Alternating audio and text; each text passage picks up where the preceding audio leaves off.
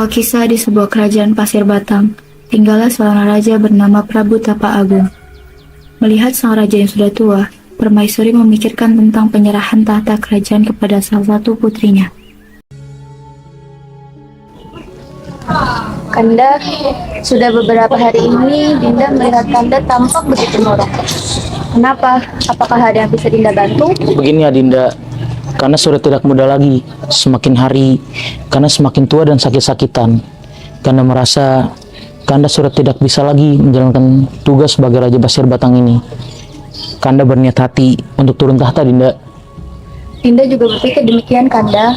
Akan tetapi, Dinda bingung harus memilih Purbararang putri sulung kita atau Purbasari putri bungsu kita.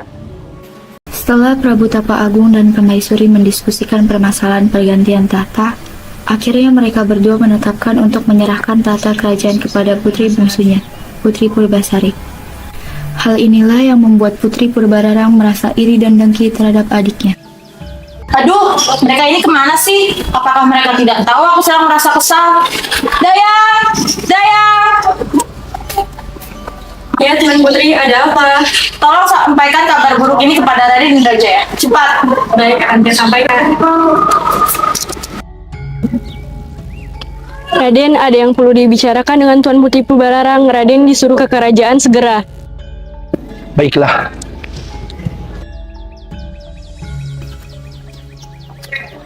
Kanda, bagaimana ini? Ayahanda sudah tidak adil lagi. Ia lebih memilih Purbasari daripada aku untuk menjadi ratu. Padahal jelas-jelas aku adalah kakak sulungnya. Ah, ini sangat tidak adil. Seharusnya kamu yang pantas menjadi ratu. Bagaimana ini Kanda? Apa yang harus kita lakukan? Kanda punya ide, bagaimana kalau kita mengutuk adikmu itu? Purbararang pun menyetujui rencana keji dari Raden Indrajaya. Akhirnya, mereka pun menemui dukun sakti bernama Ki Ronde untuk meminta ramuan jahat yang bisa membuat Purbasari terkutuk. Ada apa gerangan datangku kemari, Tuan Putri Purbararang dan Raden Indrajaya. Tolong buatkan aku sebuah ramuan untuk mengutuk Purbasari. Baiklah, Tuan Putri. Berikan ramuan ini kepada Purbasari, maka ia akan mendapatkan penyakit yang aneh. Terimalah perak ini sebagai imbalanmu. Setelah mendapatkan ramuan terkutuk dari Ki Ronde, mereka pun kembali ke kerajaan untuk mencampur ramuan tersebut ke dalam minuman Purbasari. Minumlah ini adikku, aku telah membuatkannya untukmu. Terima kasih, Kak.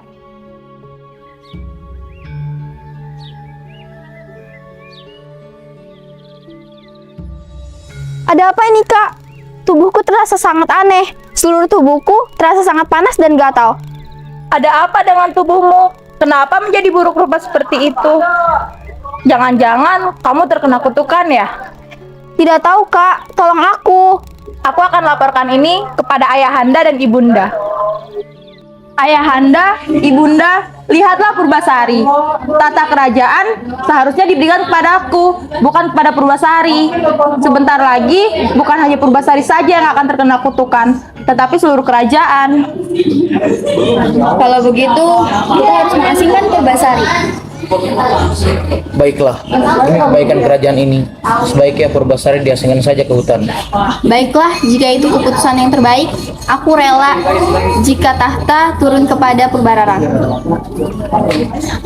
Sementara itu di kerajaan, terjadilah kekacauan karena Purbararang tidak dapat menjadi ratu yang bijaksana terhadap rakyatnya.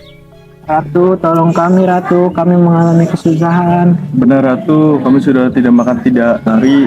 Sudikah Ratu membantu kami? Lancang sekali kalian. Kalian siapa beraninya meminta makanan pada ratu?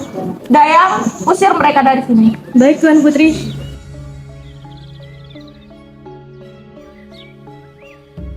Dalam perjalanan menuju ke hutan, Dayasari melihat para warga sedang berkerumun. Ya sekali ya Ratu Purbararang. Sifatnya sangat bertolak belakang dengan Ratu Purbasari. Pantas saja Raja dan Ratu memilih Purbasari sebagai penerus tahta. Lantas, kenapa Purbasari diasingkan ke hutan? Aku dengar Ratu Purbasari kena kutukan. Jangan-jangan dia diguna-guna oleh kakaknya. Shh.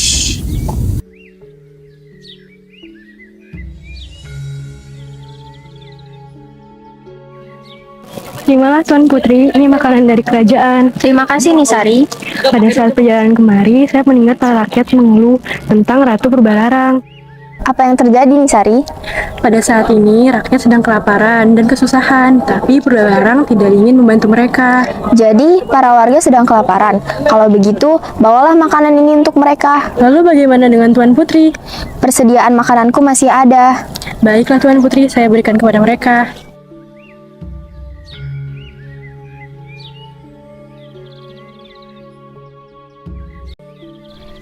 Jangan ganggu aku, pergilah.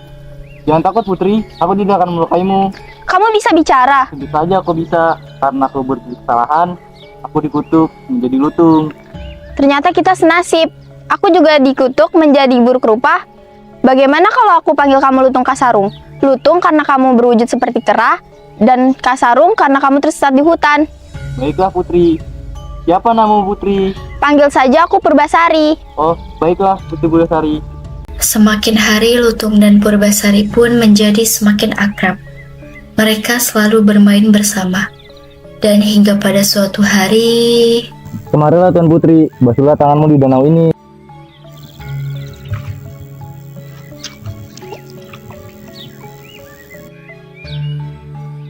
Basuhlah tanganmu. Wah, kutukanku menghilang. Cobalah Lutung, mungkin kutukanmu akan hilang seperti kutukanku. Tidak bisa Putri, kutukanku akan hilang jika aku menemukan cinta sejati. Wah, Tuan Putri sudah sembuh, kutukannya menghilang. Iya nih, semua ini berkat Lutung Kasarung. Berarti Tuan Putri sudah bisa kembali ke istana. Sepertinya tidak nih. Emang kenapa Tuan Putri? Aku sudah betah tinggal di sini bersama Lutung. Pikirkan Ratu lagi Tuan Putri, siapa tahu dia merindukanmu. Tapi dengan satu syarat, Lutung Kasarung harus ikut bersamaku. Tentu saja, ikutlah dengan kami. Sesampainya Lutung dan Purbasari di kerajaan, mereka telah disambut oleh keluarganya. Ayahanda, Bunda. Hah, Purbasari, kamu sudah sembuh? Kamu mungkin bisa saja sembuh dari penyakit kutukanmu itu, tetapi tidak semudah itu untuk kembali ke kerajaan ini. Aku punya syarat, siapa yang lebih pantas untuk mendapatkan tahta kerajaan. Syaratnya adalah kita adu kecerdasan pasangan kita. Mana pasanganmu? Ya, pasanganku. Hah, lutung? Pasanganmu seekor lutung? Ya kak, aku memang sangat mencintainya. Hah, seekor lutung dapat berubah menjadi manusia. Apakah kamu seorang siluman lutung? Baiklah, pertanyaannya akan diberikan oleh Ayahanda. Baik, jikalau kalian dapat menjawab pertanyaan dariku, maka pasangan kalian akan menjadi penerus tahta kerajaan ini. Adapun pertanyaannya adalah, apa makna warna di mahkotaku? Warna biru melambangkan ketenangan. Warna hijau melambangkan kekayaan dan martabat. Warna merah melambangkan keberanian. Baiklah Purbasari, kamu dapat meneruskan tahta kerajaan ini. Oh tidak, Kanda, bagaimana ini? Apakah artinya aku harus pergi dari kerajaan ini? Tidak perlu, Kak. Tinggallah di sini bersamaku. Maafkan aku Purbasari karena aku telah jahat kepadamu. Tidak apa-apa, Kak. Aku sudah memaafkanmu dari dulu. Dari kisah ini, dapatlah kita petik bahwa cinta sejati bukan mereka yang memandang fisik ataupun hartanya. Namun sebaliknya, cinta sejati adalah ia yang tahu kekurangan dan tetap mau menerimanya.